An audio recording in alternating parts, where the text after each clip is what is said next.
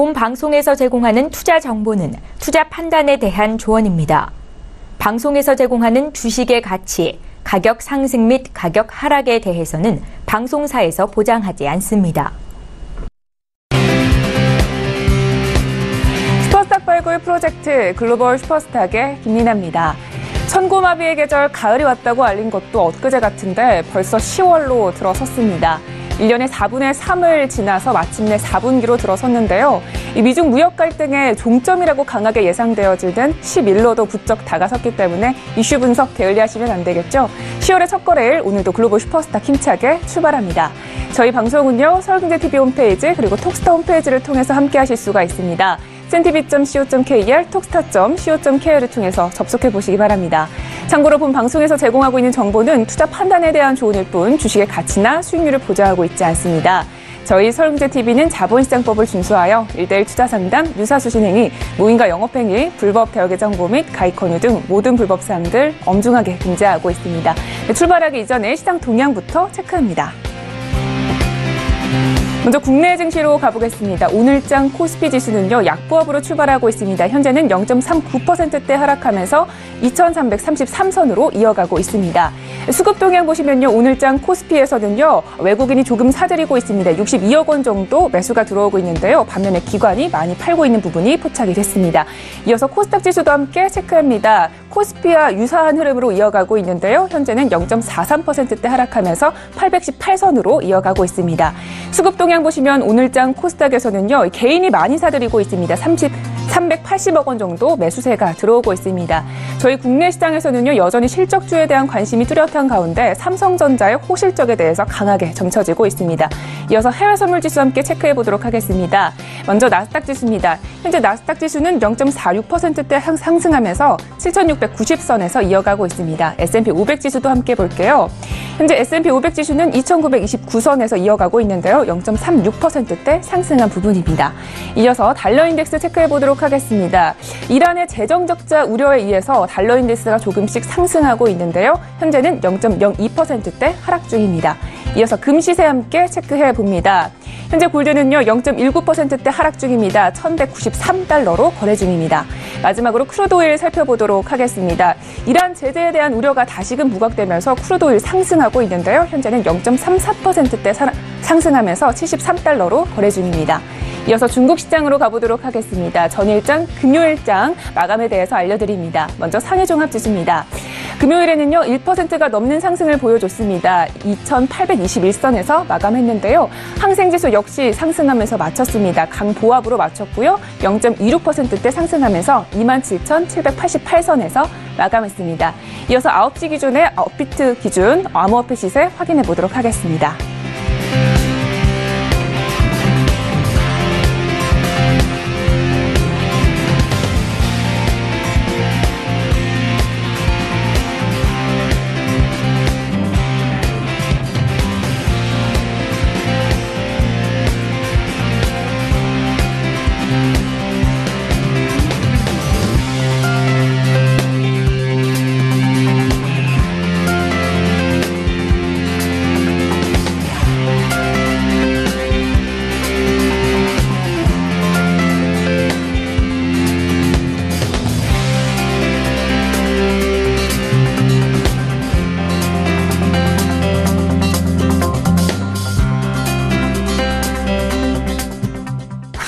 네, 글로벌 슈퍼스탁 첫 번째 코너 본격적으로 시작합니다. 오늘의 글로벌 이슈부터 먼저 체크해봅니다.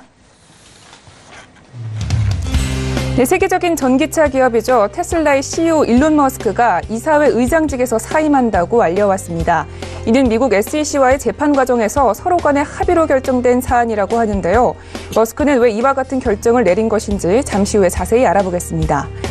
미국의 이란 제재 시기가 코앞으로 다가온 가운데 국제유가의 움직임은 날로 오름세를 유지하고 있습니다. 유가는 언제까지 상승 흐름을 이어가게 될지 두 번째 글로벌 이슈에서 분석해 보겠습니다. 네, 이번에는 글로벌 이슈에 대해서 전문가님과 함께 자세하게 분석을 시작을 해보도록 하겠습니다. 오늘은 월요일이고요. 저희 김은수 멘토님이 스튜디오에 찾아주셨습니다. 인사 나눠볼게요.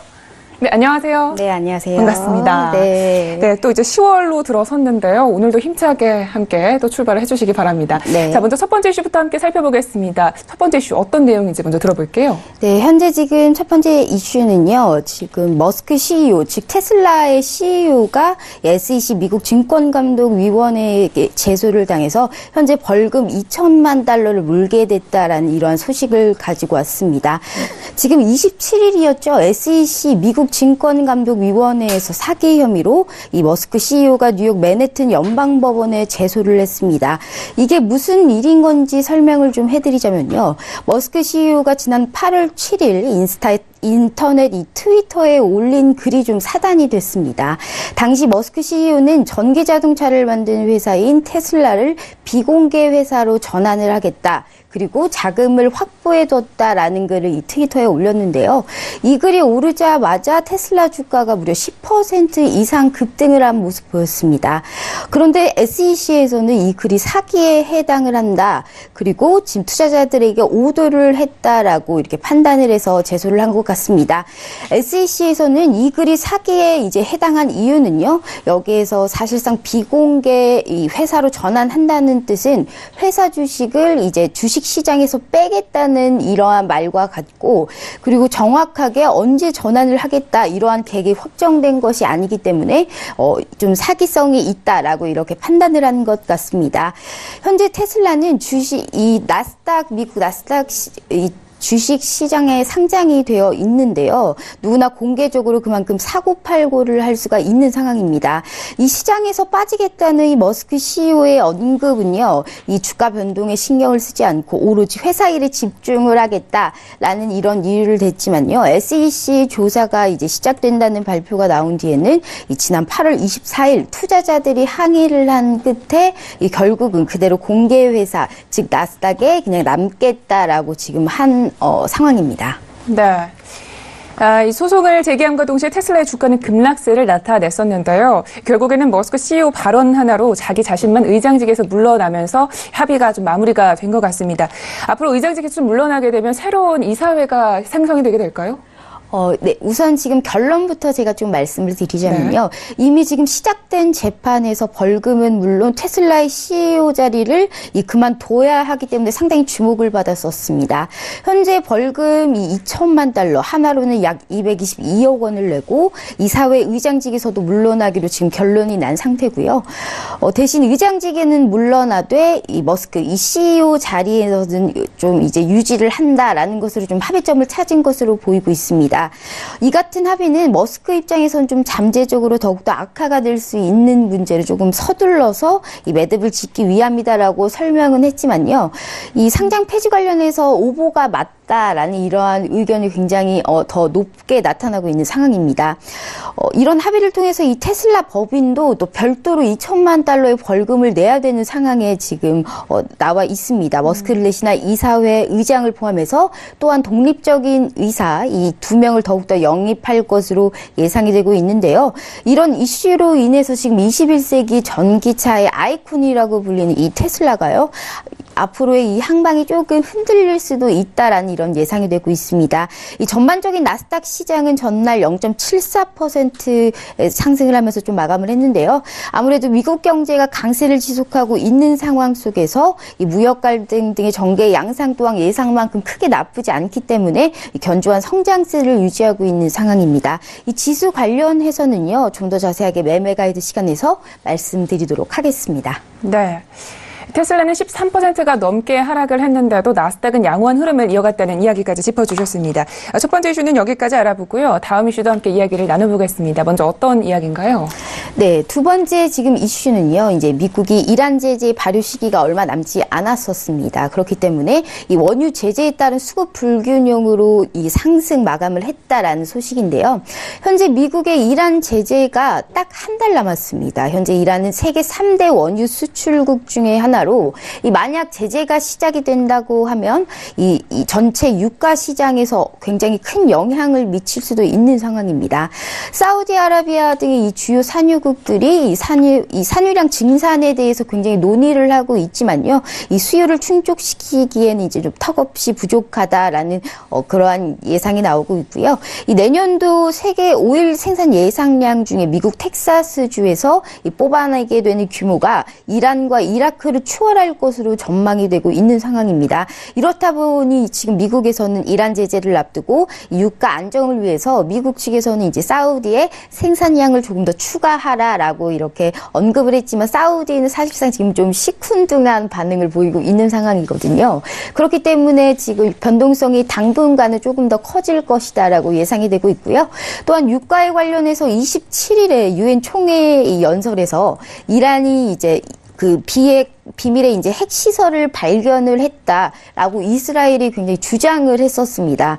이란 외무부 대변인은 이거는 근거 없는 사실이다. 그거는 옳지 않다라고 얘기를 했는데 한마디로 이란과 이스라엘, 오히려 이란 측에서는 이스라엘이 비밀 핵 프로그램을 가진 이 중동의 유일한 정권이란 주장을 내세우고 이란과 이스라엘이 조금 이제 다툼의 이제 양상을 좀 보였었는데 한 발도 물러서지 않은 그런 모습을 보였었습니다. 워낙에 사건 사고가 많은 유가 시장에서 이 항방하고 매매 전략은요, 이 매매 가이드 시간에서 또 앞서 말씀드리도록 하겠습니다.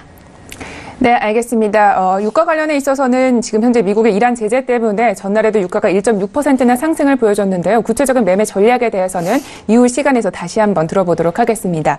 자, 이어서 월요일마다 주요 지표 그리고 일정에 대해서 체크를 해주시고 계시는데요. 이번 주도 어떤 이슈들이 있는지 저희가 한번 체크해 볼까요? 네, 월요일마다 제가 항상 중요한 이 지표들과 이슈 얘기해드리고 있는데요. 이번 주도 굉장히 주목하셔야 될 게 굉장히 많습니다. 시장 참가자들은 지금 2일 제롬 파월 연준 의장과 랜들 퀄스 부의장을 비롯해서 여러 연준 위원들의 발언에 좀 주목을 할 예정입니다. 연준 의장 연설에 앞서 지금 1일 오늘은요. 닐 카시카리 미니애플리스 연은 총재 그리고 에릭 로젠그램 보스턴 연은 총재 연설이 예정되어 있습니다.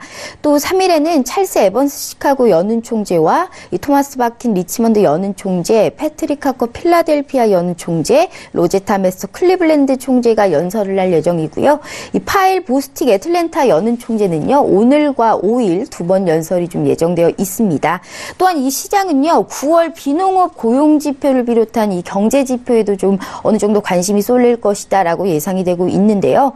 지금 내년 회계 연도가 시작되는 1일에는요. 9월 공급 관리자 협회 즉 ISM 제조업 PMI와 8월 건설 지출이 발표가 되고요.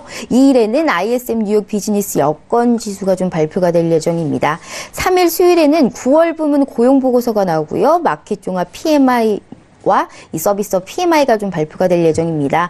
4일 목요일에는요. 8월 공장 제수 지표가 나오고요. 9월 챌린저 감원 계획, 주간 신규 실업보험 청구 건수가 이 발표가 됩니다. 사실상 주간 신규 이 실업보험 청구 건수라는 거는 이 직장에서 얼마나 많이 이 잘렸는가에 대해서 알 수가 있는 그런 건데요. 사실상 이 전달에 비해서 굉장히 이 기본 추세를 넘어서는 조금 그러한 횡보를 보였습니다. 그게 이제 단기간으로는 이제 허리케인 등의 이제 그러한 이슈도 있지만 이렇게 기본적인 지금 미국 강세가 계속되는 상황에서 이 추세를 좀 벗어났다는 게 좀 주목을 하셔야 될 것으로 예상이 되고요. 지금 5일에는 9월 비농업 부분 신규 고용과 이 실업률 그리고 시간당 평균 소득, 8월 무역 수지와 소비자 신용 등이 발표가 됩니다. 미국 금융 전문 매체 배런스에 따르면요. 신규 고용이 기대치는 18만 4천 개고 실업률은 3.8%로 예상이 된다고 밝혔습니다. 또 9월 시간당 평균 소득은 전월 동월 대비 2.8% 증가, 전월 대비로는 0.1% 좀 내릴 것으로 예상이 되고 있는 상황입니다. 네, 알겠습니다. 자, 이번 주에는요, 8월 연준 의장 그리고 연준 의원들의 연인 연설이 있으니까 이 부분에 대해서 좀 주목을 하셔야 될 것 같습니다. 자, 이어서 매매 전략 시간으로 가보도록 하겠습니다. 이 원자재들의 가격이요, 계속해서 급등을 하고 있어서 아무래도 인플레에 대한 고민이 좀 뚜렷이 나타나고 있는 것 같은데요. 유가에 대해서 자세하게 알아보도록 하겠습니다. 저희 매매 전략 어떻게 세워보면 좋을까요? 네, 지금 유가 같은 경우는요, 대이란 제재를 좀 앞두고 유가가 변동성을 키우고 있는 상황입니다.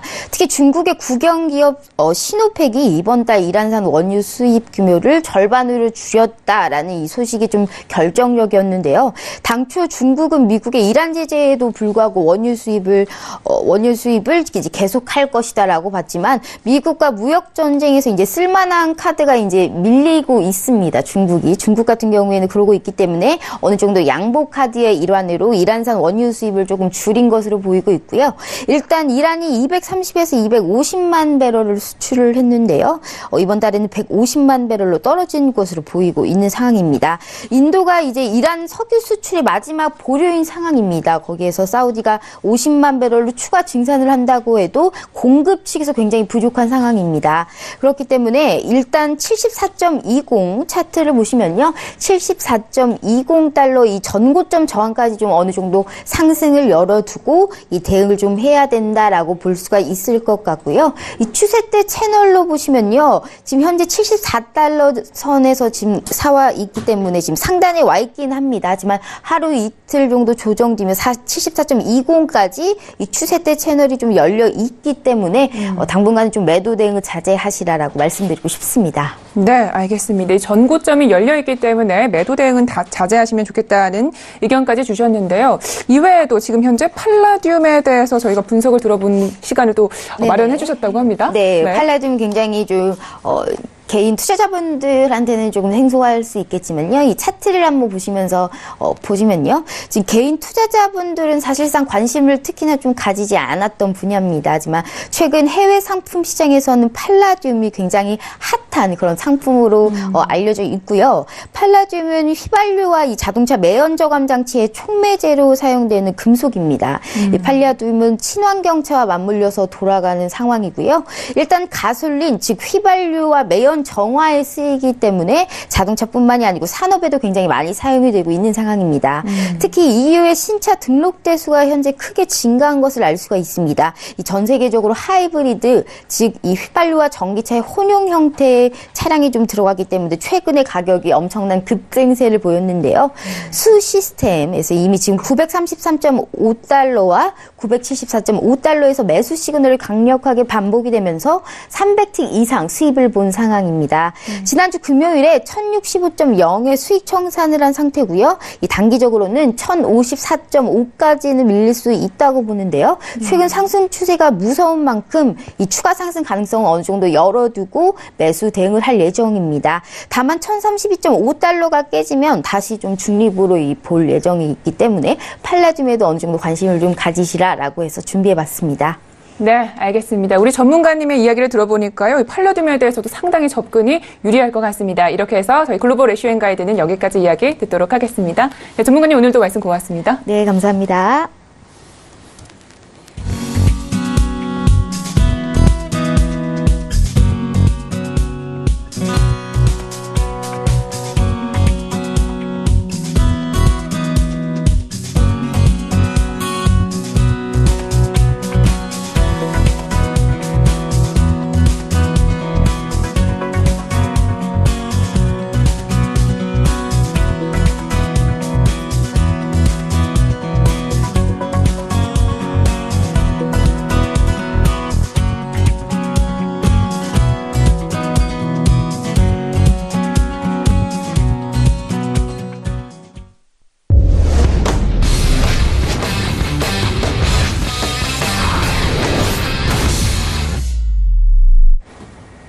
차이나 이슈 앤 가이드 시작합니다.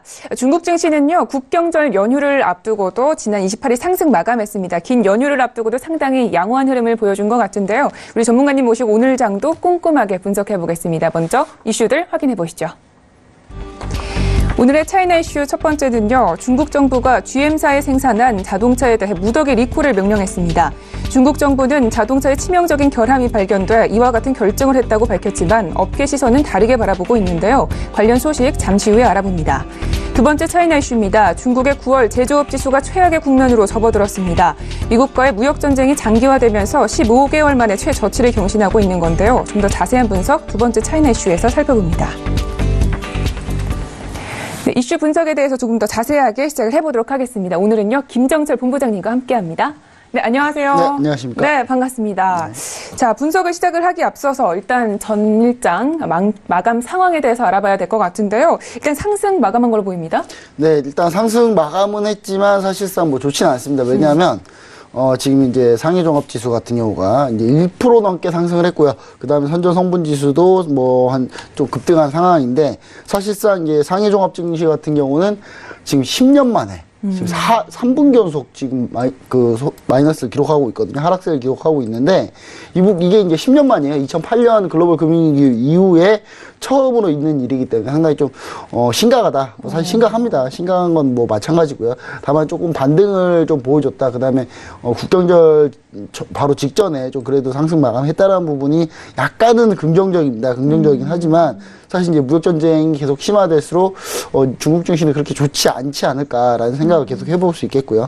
그 다음에 이제 상해종합지수 같은 경우 좀 이제 급등한 부분이 있는데, 주로 이제 어떤 부분이 많이 올라요? 자동차 업종, 특히 상해 자동차 같은 경우가 이제 급등을 했고, 왜냐하면 이제, 다른 자동차 회사가 안 좋으니까, 남의 불행이 나의 행복. 이렇게 해서, 다른 자동차 업종이 좀 급등한 면이 있고요. 그 다음에 중국 평안보험이 한 2% 정도 오르면서 대형주 위주로 좀 많이 상승을 했다. 뭐 이렇게 보시면 좋을 것 같습니다. 네. 이 중국 증시가 4분기 연속으로 하락세를 나타내면서 긴장을 아직까지는 놓을 수가 없을 것 같습니다. 자, 그렇다면 이슈 분석을 자세하게 하도록 하겠습니다. 먼저 첫 번째 이슈 어떤 내용인가요? 네, 중국 정부가 이제 GM 자동차에 대해서 이제 무더기 리콜을 명명했는데 비관세 보복으로 약간 비춰지는 그런 모습이 좀 있지 않나 이렇게 좀 판단하고 있는데요. 그래서 이제 얘기는 많이 오가고 있습니다만은 이거 말고도 중국이 또 비관세 보복 조치가 또 여러 가지 준비되어 있다. 뭐 이런 얘기들이 계속 나오고 있습니다. 네. 현재 중국 정부가요, GM 자동차의 무더기 리콜 조치를 내린 상황에 대해서 자세하게 좀 알아볼 필요가 있을 것 같은데요. 이 문제 역시 무역전쟁이 배경이 되겠죠? 네, 배경은 일단 무역전쟁이겠죠. 일단, 이제 문제는 뭐냐면, 이제, 미국 이제 제너럴 모터스가 이제 상하이 자동차하고 합작법인 상하이 GM에서 생산하는 이제 뷰익, 쉐보레, 캐딜락 자동차를 약 332만 대 리콜 조치를 했습니다. 이게 이제, 주말에 나온 이슈입니다. 그러니까 상해 자동차가 급등을 하고 바로 여기서 이 조치가 나왔는데 하필 휴장이에요. 휴장입니다. 휴장인 상황이기 때문에 지금 참 일주일 동안 지금 어떻게 될지 지금 지켜봐야 될 것 같은데 중요한 건 중국 당국은 GM 차량에 대해서 이제 서스펜션하고 조향 장치 일부 결함이 이제 근거가 됐다. 뭐 이렇게 얘기를 하고 있지만 이게 리콜까지 갈 상황인가에 대해서는 약간 이제 의견이 좀 분분합니다. 하지만 업계에서 이제 무역전쟁 보복 조치로 좀 파악을 하고 있고요. 중국 같은 경우 비관세 보복된 카드로 이제 이 부분이 좀 예상됐던 카드였습니다. 분명히 이거 리콜 조치할 것 같다. 왜냐하면 이거 판단을 계속 보류하고 있었거든요. 계속 미루고 있었는데 이번에 이제 이런 판단을 한 것 같고요. 하필 국경절 연휴 직전이었다. 이 부분 한 일주일 동안 약간 시간을 준 듯한, 미국한테 좀 생각 좀 해봐라, 너네. 이렇게 시간을 준 듯한 얘기였고, 러우지웨이 이제 전이협, 전국인민대표자협의회 이제 주임, 우리나라로 하자면 뭐 장관급입니다. 그래서 최근 포럼에서 미국 제조업의 핵심 원자재, 중간재, 그다음에 부품을 수출을 아예 중단을 하자.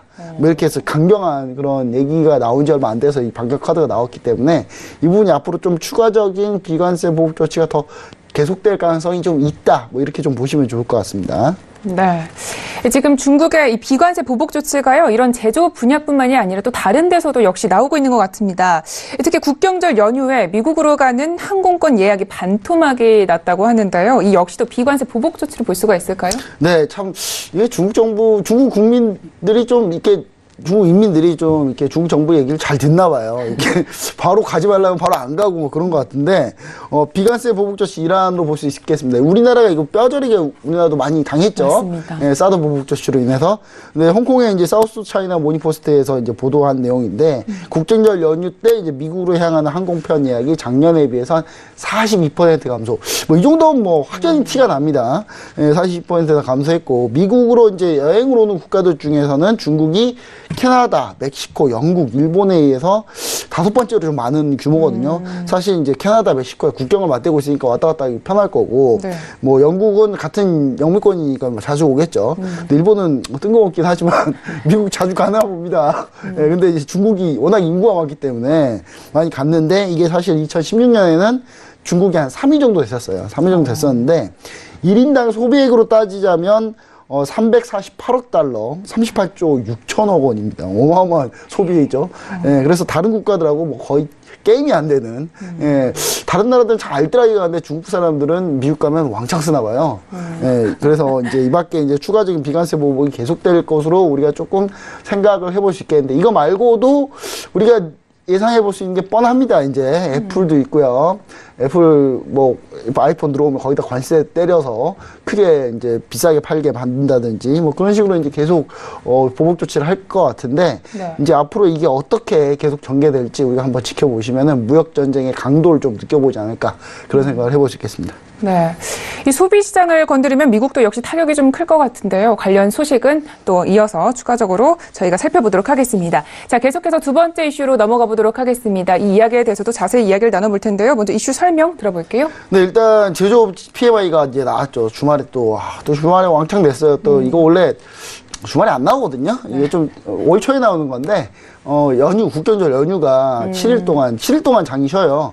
그러니까 7일 동안 장이 쉬기 때문에, 이거 어떡하지? 중국 증시 거래하시는 분들, 그런데 홍콩 증시가 열리긴 합니다. 다만 우리가 후광통이기 때문에 이거는 이제 홍콩 증시 교차 상장 종목이 아니면 결국은 상해종합 쉬면은 홍콩 증시에서 거래가 안 되거든요. 우리나라 같은 경우는 거래가 안 돼요. 그래서 이 부분 좀 유념해서 좀 생각해 주시고요. 그 다음에 이제 차이신 제조업 지수가 나왔는데 이제 50.0 경기 위축선 그 마지노선에 바짝 다가섰고요. 국가통계국 공식 제조업 PMI는 50.8, 전달 대비해서는 0.5% 하락한 그런 수치를 보여주고 있습니다. 네. 이 30일에요. 9월 차이신 제조업 PMI가 나왔는데요. 추가적으로 하락한 수준을 보여주고 있습니다. 이 기준선인 50까지 하락한 상태인데, 이 수치 저희가 좀 어떻게 해석을 해봐야 될까요? 네, 일단 중국 경제 매체, 그러니까 우리가 차이신 제조업 지수라는 게 어떤 거냐면, 차이신이라는 게 이제 중국 경제 매체 차이신이라는 게 있습니다. 그 네. 차이신, 옛날에는 이게 어떤 지수였냐면 HSBC에서 발표하는 제조업 PMI였거든요. 근데 이번에 이제 중국 경제 매체 차이신에서 이걸 발표를 하는데, 그래서 이름이 차이신 PMI거든요. 근데 이 민간 제조업 구매자 관리 지수 PMI가 50.0을 기록했다는 건데, 이게 전월치가 50.6이었습니다. 50.6이었는데 이걸 하회한 거죠. 하회했고 15개월 내로는 거의 최저 수준인데, PMI 같은 경우가 이제 구매 관리자 지수 해가지고 각 기업에 이제 구매 관리자가 있습니다. 각 기업의 구매 관리자들한테 물어봐요. 네. 경기 좋을 것 같아? 그러면 좋을 것 같아. 그러면 이제 플러스 되는 거고요. 경기 나쁠 것 같으면 나쁠 것 같다라고 하면 마이너스 되는 거고요. 근데 이제 이제 구매 관리자들이 이제 주로 경기에 상당히 민감하고, 오히려 이 사람들이 되게 많이 전문가예요. 근데 그래서 이 PMI 지수가 상당히 좀 중요한데, 이 지수가 좀 안 좋다라는 부분 역시 상당히 좀 우리한테 시사한 바가 좀 큰 것 같고, 중국 국가통계국이 이제 발표하는 게 이제 중국 제조업 PMI가 또 따로 있습니다. 네. 근데 이거는 역시 이제 50.8. 그러니까 차이신 PMI, 중국 국가통계국 PMI 두 개가 있어요. 두 개가 있는데, 차이신 PMI 같은 경우는 주로 민간 기업이 대상으로 하는데, 중국 같은 경우는 이제 주로 대기업들은 이제 중국 국가통계국에서 발표하는 PMI에서 많이 편입되거든요. 그래서 즉 이 말은 또 무슨 말이냐? 중국 국가통계국 PMI가 주로 대기업이기 때문에 차이신 PMI가 더 낮다는 건, 차이신 PMI가 50.0이고 국가통계국 50.8이잖아요. 네. 중소기업이 조금 안 좋다, 더 훨씬. 오히려 이제 이 부분들을 우리가 좀 생각을 해볼 수 있겠는데, 이게 어떻게 생각해 보시면 되냐면, 중국 같은 경우는 이제 대기업 같은 경우는 이제 주로 내수 쪽에 치중해 있습니다. 네. 왜냐면 국유기업에서 다 그렇게 좀 국유기업 위주거든요. 근데 이 내수 쪽으로 치중해 있는데, 민간 기업은 주로 다 수출을 하는 기업이에요. 그래서 이게 확실히 무역전쟁이 지금 뭔가 문제가 생기고 있다라는 부분을 다시 한번 느낄 수 있는 그런 제조업 PMI가 아닌가, 그렇게 좀 생각해 볼 수 있겠습니다. 네, 알겠습니다. 자, 그렇다면 이 중국의 국유 기업들에 대해서도 알아보고 싶어요. 이 중소기업들이 안 좋다면 상대적으로 좀 더 좋은 모습을 보여주고 있는 것인지, 또 그 실적에 대해서는 저희가 어떻게 해석을 해보면 좋을까요? 네, 지금 현재 이제 국유 기업들이 상당히 좀 좋은 실적을 또 발표를 했어요. 이게 약간 빈익빈 부익부 약간 이렇게 지금 빈익빈 부익부 생각이 좀 드는데, 네. 중국 재정부가 발표한 이제 1월에서 8월 국유기업 경제 운영 현황을 발표를 했는데, 이때 전체 매출이 37조 34억 위안, 전년 동기 대비해서 10% 이상 증가를 했고요. 그 다음에 전체 이익은 2조 3,031억 위안으로 이제 20% 급증했습니다. 이게 상당히 국유기업들은 잘 나가고 있어요. 왜냐? 내수기 때문에. 내수는 무역전쟁의 타격을 거의 안 받거든요. 그래서 이제 주로 철강, 석유화학, 석탄 등 이제 업종 쪽에서 이제 이익 증가 폭이 계속 많이 나온 상황인데, 공급과잉에 따른 이제 구조조정, 그러니까 워낙 공급과잉, 철강, 석탄 이게 공급과잉이기 때문에 중국 정부가 인위적으로 구조조정을 했습니다. 구조조정을 하면서 이게 성공했다라고 중국 정부는 자평을 하고 있는데, 중요한 상황은 무슨 상황이냐. 이것 때문에 결국 망한 기업들이 어마어마하거든요. 민간 기업들은. 그러니까 중국이 주로 어떻게 산업을 발전시켜 왔냐면 국유기업, 지방정부가 만든 국유기업을 엄청나게 밀어주면서 커왔는데 이제 잘 되니까 이제 민간 기업들이 막 따라 올라왔겠죠. 따라서 이제 하고 있는데 갑자기 중국 정부가 이거 너무 많이 만들어. 야, 몇 위 이상은 다 망해. 그럼 망했어요, 다. 전부 다 망했거든요. 이제 그러면서 결국 이익이 좀 몰렸겠죠. 제가 봤을 때 이제 그렇게 보여지는데, 일부 대기업을 제외하고 나머지 기업들 거의 반강제로 파산시킨 상황이고요. 그리고 주로 이제 내수 위주 사업을 국유기업들이 이제 담당하고 있기 때문에 이 민간 기업들이 무역 전쟁에서 피해 때문에 이제 실적이 상당히 좀 악화돼 있다. 주로 이제 민간 기업들. 그러니까 우리가 대표적으로 우리가 따지고 보면 민간 기업들 보면 다 알리바바 이런 기업들은 다 수출로 네. 수출도 어느 정도 하거든요. 그러니까 내수만 하는 게 아니라 주로 전자상거래 동남아에도 진출하고 막 이런 상황이고 폭스콘이나 뭐 이런 회사들 같은 경우는 다 부품 만들고 그런 해외로 수출하는 회사이기 때문에 이런 기업들이 과연 이제 얼마나 이번 무역전쟁이 잘 버틸지가 우리가 참 의문나는 그런 상황입니다. 네, 알겠습니다. 자, 이렇게 해서 차이나 이슈는요, 여기까지 두 가지를 모두 짚어봤는데요. 국경절 연휴입니다. 10월 1일부터 7일까지 상당히 긴 국경절을 앞두고 있는데요. 이런 장에서 저희가 쉬어가는 흐름인데, 업종들 어떻게 분석을 해보면 좋을까요? 종목들은 어떻게 분석을 해보면 좋을까요? 네, 제가 그래서 오늘 가져온 게, 네. 국유기업은 아니에요. 이게 국유기업 아닌데 대기업입니다. 되게 엄청 큰 대기업이고, 주로 내수만 주구장창하는. 네. 이거 사실, 해외에서는 거의 안 팔려요. 네, 거의 안 팔리기 때문에 저도 한번 먹어봤는데 별로더라고요. 이거 네, 귀주모태주로 가지고 나왔습니다. 귀주모태주. 자, 귀주모태 예전에 한번 가지고 나왔던 종목입니다. 네, 상당히 좀 기분이 좋죠. 왜냐하면 우리가 예전에 수익 냈던 종목이기 때문에. 근데 다시 밀렸어요. 밀렸기 때문에 이거 다시 자리 나왔다라고 좀 보시면 좋을 것 같고, 네. 중국의 대표적인 우량주입니다. 엄청난 우량주고요. 전 세계 주류 업체로는 1위입니다. 전 세계 1위인데 중국 전통 백주 마오타이주라고 합니다. 한 병에 막 어마어마하게 비싸요. 뭐 그냥 제일 싼 게 800만 원 정도 하거든요. 그러니까 저도 이제 먹어는 봤는데 한번 네. 중국 갈 일이 있어서 한번 한 잔 정도 먹었습니다. 한 잔 정도. 제가 산 거 아니고요. 남이 사가지고 이렇게 한 잔 주시길래 부들부들 떨리는 손으로 먹었는데 제 스타일 아닌 것 같아요. 제 스타일 아니어가지고 일단 이게 왜 해외에서는 안 팔리는구나라는 걸 좀 느껴봤다. 예, 뚜렷하게 느껴봤습니다. 근데 이제 전통 백주를 이제 고가 전략을 많이 구사했는데 이제 최근에는 이제 중저가 시장에서 이제 진출을 했는데 이게 네. 엄청난 성공을 거두면서 중저가 시장까지 이제 완전히 잠식을 한 그런 상태고요. 여전히 이제 뛰어난 실적을 기록하고 있습니다. 거의 이제 사기적인 실적을 계속 기록하고 있는데, 최근 이제 주가 하락 후에 이제 쌍바닥. 지금 보시면 아시겠지만, 주가 하락한 뒤에 쌍바닥 반등을 한 그런 상황이고요. 과거 이제 우리가 매수해서 한번 수익 낸 이후에 이제 다시 우리가 매수한 라인을 다시 상향 돌파했거든요. 네. 지금 차트 보시면 아시겠지만, 우리가 다시 이제 매수한 라인이 이쪽 706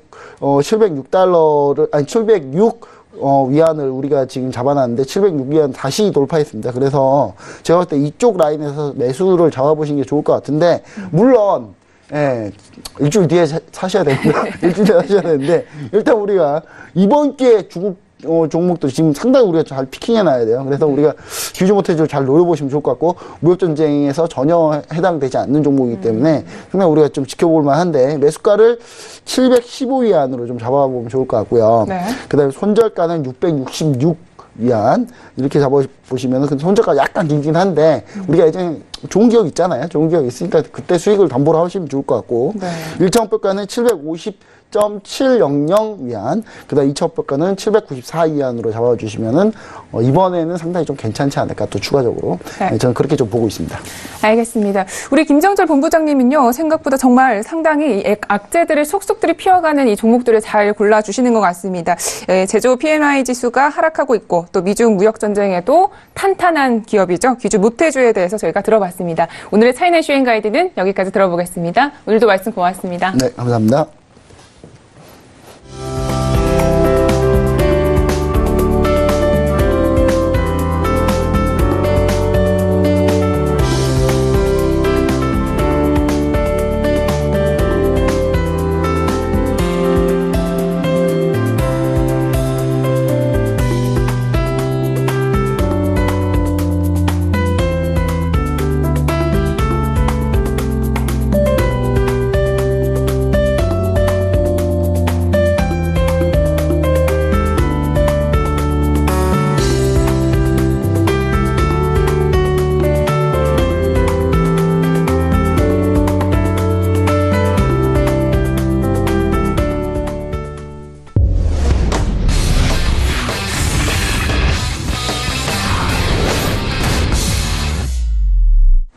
이번에는 코인 이슈 앤 가이드로 시작합니다. 리플의 상승세가 계속되고 있습니다. 이더리움의 시가총액을 또 한 번 넘어섰는데요. 리플과 비트코인 등 코인들의 하반기 상승 반전을 기대하는 목소리가 커지는 듯합니다. 자, 오늘의 이슈 먼저 만나보시죠. 첫 번째 코인 이슈입니다. 미국 SEC가 오스트리아 암호화폐 거래소인 원브로커를 연방증권법 위반 혐의로 고소했습니다. 이와 관련한 사건 내용과 결과에 대해서 자세히 알아보는 시간을 마련했습니다. 두 번째 코인 이슈에서는요, 암호화폐 시가총액 1위 코인이죠. 비트코인에 대한 모든 것을 알아보는 시간을 준비했는데요. 비트코인의 시세 방향성부터 향후 움직임까지 심층 분석해 보겠습니다. 네, 이제 본격적으로 코인 이슈 앤 가이드 시작을 해보도록 하겠습니다. 오늘은요, 저희 이선주 멘토님과 함께합니다. 멘토님 안녕하세요. 네, 안녕하세요. 네, 반갑습니다. 네. 굉장히 오랜만에 뵙는 것 같은데 네. 연휴 잘 보내셨죠? 네, 아주 푹 쉬었습니다. 네. 알겠습니다. 또 함께 10월의 첫째 주를 힘차게 시작을 해보도록 하겠습니다. 자, 먼저 첫 번째 이슈부터 알아보겠습니다. 먼저 어떤 내용인가요? 네, 이제 미국 증권거래위원회 이제 많이 들으셔서 아실 거예요. SEC와 또 미국 선물거래위원회인 CFTC가 이제 증권 기반의 수합 상품을 판매한 한 금융회사를 연방증권법 위반 혐의로 고소를 했는데요. 어떤 회사냐? 바로 오스트리아의 암호화폐 거래소인 원브로커라는 회사입니다. 이 원브로커가 이제 미국 투자자를 대상으로 증권 기반의 수합 상품을 판매를 했는데요. 이 과정에서 미국 증권법을 위반했다고 밝혔습니다. 이제 원브로커는 마셜 군도의 회사를 등록한 원풀의 암호화폐 거래소인데요. 비트코인으로 주식과 선물 그리고 지수 상품과 FX 등 다양한 금융 상품에 대한 거래 서비스를 제공하고 있습니다. SEC의 입장으로는 이제 원브로커가 판매하는 수합 상품이 증권법이 요구하는 투자 기준을 충족하지 못했다라고 판단을 한 건데요. 이제 원브로커가 증권 기반 수합 상품을 다룰 수 있는 딜러로도 등록되지 않았다고 지적을 했습니다. 그래서 이들이 이제 미국 투자자에게 해당 상품을 거래하도록 해서 SEC와 CFTC의 감시망에 이제 잡혔다고 볼 수가 있는데요. 여기에 대한 또 결과가 좀 이제는 규제를 하는 쪽으로 이제 밝혀졌죠. 알겠습니다. 지금 현재 SEC가요, 오스트리아의 암호화폐 거래소인 원브로커를 고소한 상태인데요. 그렇다면 결과가 좀 어떻게 나왔나요? 네, 일단은 SEC는 증권 거래에 사용되는 모든 통화 유형과 플랫폼으로부터 미국 투자자를 보호해야 된다는 강경한 입장을 취하고 있는데요. 미국 투자자가 거래하는 국제금융회사는 암호화폐를 사용하더라도 법을 우회할 수 없다고 밝혔습니다. 사실 그 이전까지는 암호화폐로 약간 요리조리 법망을 좀 피하는 그런 것들이 있었는데 이제는 대중화되다 보니까 SEC도 강경하게 미국 투자자들의 보호 아래에서 자기네들의 그 법 안에서 이제 좀 규제를 하겠다는 입장을 밝힌 건데요. 네. 이제 SEC가 이제 패트릭 브루너 원브로커의 대표와 회사에 대해서 영구 거래 금지 명령을 내리고 벌금까지 또 부과를 했습니다. 또 미국의 선물거래위원회인 이제 CFTC 같은 경우도 자금 세탁과 자금 이동에 대해서 감독을 소홀히 했기 때문에 원풀에 대해서 벌금을 부과를 했는데요. 이렇게 좀 아무래도 확실한 모범적인 사례로 아마 선례로 그렇게 했기 때문에 다른 회사들도 좀 더 지켜야 되지 않을까라는 약간은 떠는 모습을 보이지 않을까라는 생각이 듭니다. 네. 영구 거래 금지까지 시켰다는데 상당히 다른 거래소들에도 좀 파급력이 클 것 같습니다. 자, 그런데 미국 의회에서도 SEC 의장에게 이 ICO 관련한 서한을 보냈다고 하는데요. 이것은 좀 어떤 내용인가요? 네, 이제는 SEC가 전반적으로 암호화폐에 대해서 좀 물어보고 이제 하라는 그런 암암리의 규제를 엄격하게 하기 때문에 미국 의회 의원들도 여기에 대해서 기준을 확실히 밝혀주면은 거기에 맞춰서 좀 추진하겠다 정책 같은 것들을 이런 입장을 밝힌 건데요. 그래서 서한을 보냈는데 이제 민주당과 공화당의 의원들이 모두 참여한 서한을 보냈다는 데서 또 의의가 있습니다. 그래서 ICO를 진행을 할 때 발행되는 토큰에 대한 명확한 기준을 좀 밝혀달라라는 게 서한 내용에 포함되어 있고요. 디지털 토큰을 발행하고 판매할 때 이제 투자 계약에 해당되는지에 대한 여부의 그 기준을 밝혀줄 것을 또 요청을 했습니다. 그래서 이번 서한 같은 경우는 산업과 국회 관계자의 논의를 거쳐서 몇 달 동안 노력해서 만든 결과임을 강조가 됐는데요.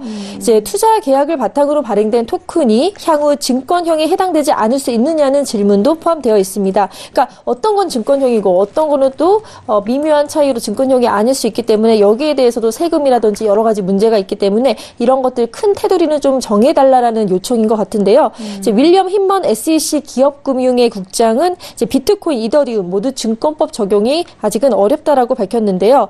예를 들어 이더리움 많이 들어보셨을 거예요. 이제 ICO를 진행하는 대표적인 토큰입니다. 이더리움을 이용해서 ICO를 많이 진행을 하는데 이 이더리움의 거래망이라든지 뭐 분산화 구조, 거래 특성을 고려할 때 증권법 적용은 좀 힘들다라는 입장을 보여왔습니다. 그래서 뭐 의원들 같은 경우 또 다른 이런 관련 전문가들도 여기에 대해서는 명확한 가이드가 필요하다라는 입장. 그래서 이 서한을 통해서 어떤 공식적인 입장을 또 SEC 측이 밝힐지는 피드백을 통해서 또 알려드리도록 하겠습니다. 네.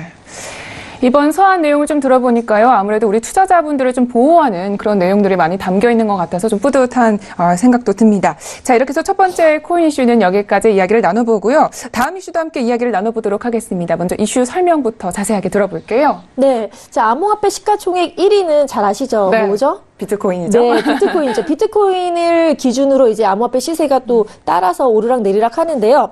이제 비트코인에 대해서 많이는 들어보셨는데 사실상 정확하게 어떤 정의를 내린다든지 아니면 여기에 대해서 어떤 이게 진짜 암호화폐인데 화폐로서 실질적 가치가 있는지 이런 것들에 대해서 아마 시청자분들도 의문이 좀 드시지 않을까라는 생각이 듭니다.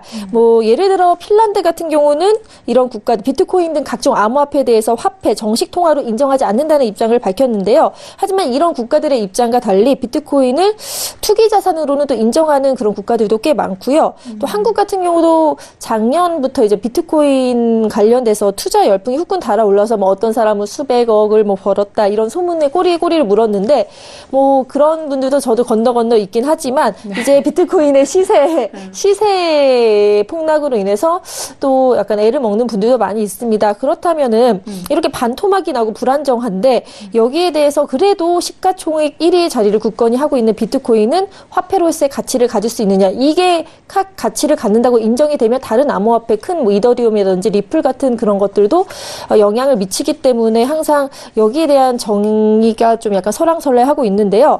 한마디로 뭐 비트코인을 몇 줄로 정의를 한다면 뭐 일단은 사토시가 개발자니까 그분이 이제 논문을 통해서 정의를 내렸는데요. 첫 번째로는 P2P 전자거래 및 상호작용이 가능하고 두 번째 금융기관의 필요성이 상실하며 세 번째 암호학적 증명으로서 중앙 즉 신용이라든지 금융기관을 대체할 수 있고 개입 없이 분산된 네트워크 자체가 신뢰 인증 문제를 해결할 수 있는 경제적 대형물로 주장을 했습니다. 그러니까 경제적으로 대신할 수 있는 어떤 물건 이렇게 정의를 내린 건데요. 비트코인은 이제 블록체인으로 얽힌 거래 검증 과정에서 성공한 채굴의 토큰을 보상해 주는 것으로 생산자 역할을 맡겼습니다. 그래서 인터넷을 통해서 뭔가를 전송하는 대가로 일정한 수수료로 내는 또 소비자를 또 만들어서 이렇게 자연의 흐름처럼 이렇게 자연스럽게 진행이 됐는데요. 결국 블록체인으로 여긴 거래 참여자들이 뭔가를 주고받는 것이 있는데 그 뭔가가 바로 비트코인인 것입니다. 자, 그렇다면 앞으로의 비트코인 시세에 대해서 좀 궁금합니다. 현재 이 비트코인 업비트 기준으로도 2위에 역시 거래량 계속해서 차지를 하고 있는데 그래도 이 700만 원대 위로 좀 못 올라오고 있는 것 같거든요. 앞으로의 전망에 대해서는 좀 어떻게 보시나요? 네, 제가 뭐 확실히 알고 있다면 아마 몇 달 후에 투자를 해서 이 자리에 없지 않을까라는 생각도 드는데요. 사실 비트코인 저는 뭐 좀 오를 것이다라고 보고 있습니다. 장기적으로는 결국은요. 대세가 어느 정도 되지 않을까라는 생각이 듭니다. 하지만 그건 저의 개인적인 생각이고요. 일단은 그 조정 과정은 얼마가 걸릴지는 저는 모르겠습니다. 비트코인 그리고 암호화폐 전반적으로 이제 시세를 결정하는 거는 수요와 공급입니다. 그리고 사토시 같은 경우는 비트코인의 유통 구조를 어떻게 개발했냐. 2009년 도입 초기에는 10분당 50개 정도 만들게 설계를 했거든요. 이후 4년마다 비트코인 공급량을 줄여나가기 시작해서 2140년 이때는 총 2100만 개 정도가 발행되도록 구조를 설계를 했습니다. 그래서 중앙은행처럼 화폐를 계속해서 무제한으로 발행하는 게 아니라 인위적으로 발행량을 확정을 시킨 겁니다. 그러니까 발행량이 확정되면은 아무래도 통화량 조절을 원칙적으로 차단하기 때문에 인플레이션, 즉 화폐가 통화량 증가로 인해서 화폐 가치가 하락하는 그런 현상, 인플레이션을 막을 수 있다는 거죠. 그리고 비트코인 관련된 경제 규모가 상승을 하면요, 오히려 디플레이션, 즉 상품 가격이 하락하는 그런 디플레이션 현상이 발생하도록 설계가 되어 있는 겁니다. 그래서 비트코인에 대해서의 수요와 공급 그리고 설계 구조, 유통 구조에 따라서 아마 오르 오르지 않을까 시간이 지나면 이런 그냥 발행량이 한정돼 있기 때문에 이런 자체적인 뭐 생각을 또 많이들 대세적으로 하고 있고요. 비트코인의 정체성을 두고 논란이 계속해서 이어지고 있지만 어쨌거나 계속 시간이 지날수록 약간은 뭐 세금이라든지 외화 송금 등 이용이 되면서 국가마다 비트코인의 뭐 법적 지위나 규제가 다르지만 좀 지급 수단으로 조금씩 인정해 가고 있는 추세가 아닐까라는 생각이 듭니다. 네, 알겠습니다. 저도 좀 길게 봤을 때 이 비트코인에 대해서 전망에 대해서 좀 긍정적으로 보는 편인데요. 우리 멘토님도 그런 의견에 대해서 잘 들어봤습니다. 자, 오늘의 코인 이슈 앤 가이드는 여기까지 이야기를 들어보도록 하겠습니다. 멘토님, 오늘도 말씀 고맙습니다. 네, 감사합니다.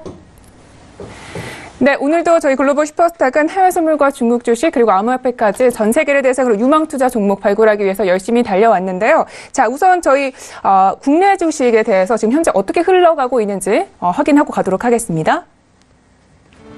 자, 먼저 코스피 지수입니다. 현재 코스피 지수는요, 0.25%대 하락 중입니다. 2337선으로 이어가고 있는 부분 확인이 됐고요. 수급 동향도 함께 체크해 보도록 하겠습니다. 네, 현재 코스피 지수는요, 오늘장 하락 출발을 했다가 지금 조금씩 낙폭을 줄여가고 있는 모습이 보여지고 있습니다. 수급 동향도 함께 체크해 보도록 하겠습니다. 현재 외국인이 조금씩 많이 사들이고 있는 부분이 보이고 있습니다. 다만 기관의 매도세가 여전히 이어지고 있는 부분까지 확인을 해봤습니다. 자, 이어서 시가총액 순위별로 체크를 해보도록 하겠습니다. 먼저 삼성전자 보도록 하겠습니다. 오늘장은요 0.86%대 하락하고 있는 부분이 보이고요. 대부분의 종목들이 하락하고 있는 가운데 SK 하이닉스만이 0.96%대 상승 중입니다. 네, 이어서 다른 시가총액 상위 종목들도 함께 보도록 하겠습니다. 현재 현대차는요 0.39%대 하락 중이고요. LG화학이 특히 1%가 넘는 상승을 보여주고 있습니다. 4,500원 상승하면서 37만 원에서 거래 중입니다. 이어서 코스닥 지수 함께 체크해 보도록 하겠습니다. 0.46%대 하락하면서 818선으로 이어가고 있습니다. 아까와 유사한 흐름을 이어지고 있는데요. 우선 수급 동향을 보시겠습니다. 역시 개인의 매수세가 계속적으로 들어오고 있습니다. 500억 원 정도 사들이고 있고요. 기관이 많이 팔고 있습니다. 413억 원 정도 매도가 나오고 있습니다. 네, 이어서 시가총액 상위 코스닥 내 종목들 살펴보기 이전에 오늘장 어떻게 흘러가고 있는지 보겠습니다. 역시 코스피와 함께 이어가고 있는데요. 비슷한 흐름입니다. 현재 낙폭을 조금씩 줄여가고 있습니다. 현재 종목들로 보시면요. CJENM이 2%가 넘는 상승을 보여주고 있습니다. 2.74%대 급등 중이네요. 다른 시세도 함께 체크해 보도록 하겠습니다. 현재는 나노스가요 0.21% 강보합으로 이어가고 있고요. 코오롱 티슈전이 3%가 넘는 하락을 보여주고 있습니다. 3.27% 하락하면서 47,300원에서 거래가 진행 중입니다. 네, 이렇게 해서 모든 시세까지 확인을 해봤고요. 오늘도 저희 글로벌 슈퍼스탁은 각종 이슈에 대해서 열심히 체크를 해봤습니다. 미중 무역전쟁이 아직 봉합이 되지 않았지만 국내 주식은 한국 내 개별 이벤트에 좀 주목을 하는 상황입니다. 각종 이벤트들 꼼꼼히 찾아서 오늘도 성공적인 투자 판단하시기를 저희는 기원하겠습니다. 저희는 내일 함께 이 시간에도 찾아뵐게요. 함께해 주신 여러분 고맙습니다.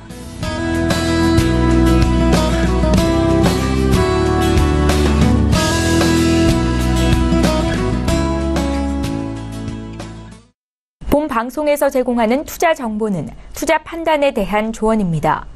방송에서 제공하는 주식의 가치, 가격 상승 및 가격 하락에 대해서는 방송사에서 보장하지 않습니다.